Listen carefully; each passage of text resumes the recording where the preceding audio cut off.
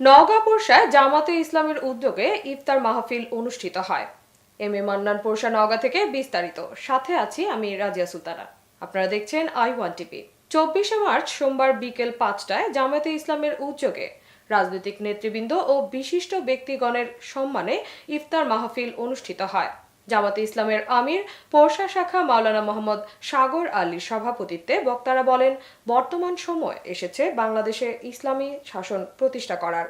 আমরা এতদিন অনেক সরকারকে দেখলাম, আওয়ামী সরকার, বিএনপি সরকার সহ অন্যান্য দল দেশ পরিচালনায় ব্যর্থ হয়েছে। তাই সকলকে সিদ্ধান্ত নিতে হবে এই মুহূর্তে ইসলামী হুকুম মতে রাষ্ট্র পরিচালিত করার জন্য।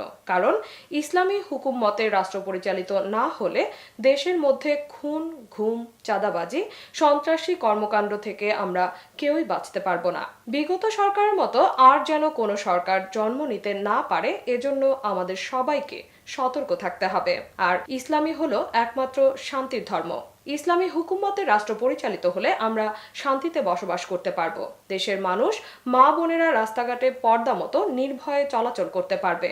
এজন্যই আমরা সকলকে অনুরোধ করছি, সকল ভেদাভেদ ভুলে গিয়ে এক হয়ে ইসলামী রাষ্ট্র পরিচালিত করে সুন্দর বাংলাদেশ গড়ি, নিজে নিরাপদ থাকি, অন্যকে নিরাপদে থাকার ব্যবস্থা করি। এমনটাই আশাবাদ ব্যক্ত করে দোয়া ও মোনাজাতের পরে ইফতার বিতরণের মাধ্যমে সভার সমাপ্তি ঘোষণা করা হয়।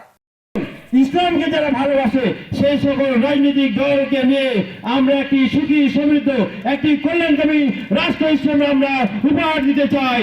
সেই ক্ষেত্রে আমি প্রশাসনের পক্ষ থেকে প্রত্যেক রাজনৈতিক দলের সকল রাজনৈতিক কর্মকাণ্ডে যেন সততার আমরা পরীক্ষা দিতে পারি, সততার সাথে রাষ্ট্র গঠনে আমরা অংশগ্রহণ করতে পারি।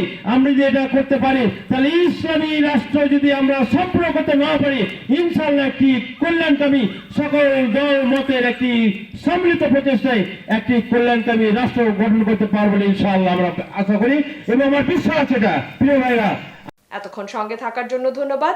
i1 টিভির নিয়মিত আপডেট পেতে ভিজিট করুন আমাদের ওয়েবসাইট, ফেসবুক, ইনস্টাগ্রাম ও ইউটিউব চ্যানেলে।